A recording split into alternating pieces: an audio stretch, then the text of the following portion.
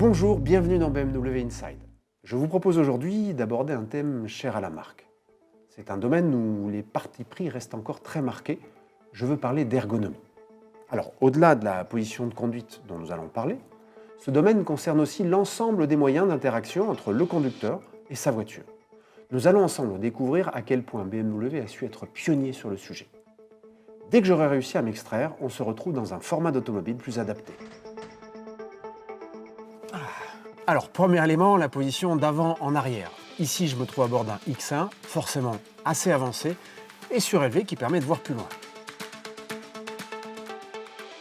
À bord de série 3, je me retrouve plus reculé, plus bas, plus proche de la route.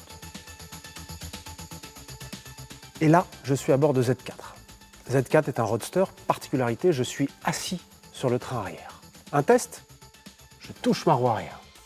En termes de sensations de conduite, je suis au centre de la rotation. Bref, des sensations de conduite inimitables. Autre élément fondamental, la position par rapport au volant. De tout temps, BMW s'applique à centrer parfaitement celui-ci par rapport au siège, par rapport à la pédale de frein. Cela promet kilomètre après kilomètre de préserver votre dos. Dans le même temps, la position des commandes tombe naturellement sous la main et les deux accoudoirs sont parfaitement alignés. C'est l'explication technique de pourquoi on se sent si bien calé au fond du siège de sa BMW. Alors, au-delà de la position de conduite, je vous l'ai dit, l'ergonomie consiste aussi à organiser la planche de bord. Vers la fin des années 90, les fonctionnalités à bord ne cessent de croître et chacune d'elles impose d'intégrer un nouveau bouton. Il faut trouver une solution. Et c'est en l'an 2000 que BMW innove et invente l'iDrive et sa commande rotative. Elle va permettre de simplifier la planche de bord et d'avoir accès au menu, quelles que soient les conditions de roulage. Informer sans perturber le conducteur est un autre enjeu. Voici ce que propose la marque. L'écran derrière le volant me donne des informations simples que je peux appréhender en vision périphérique, comme les aiguilles faciles à décrypter sans avoir besoin de baisser les yeux. Les autres informations qui demandent plus de concentration se trouvent alors reportées sur l'écran central, positionné un petit peu plus haut. Mais vous le savez, la solution idéale est bien évidemment l'affichage tête haute.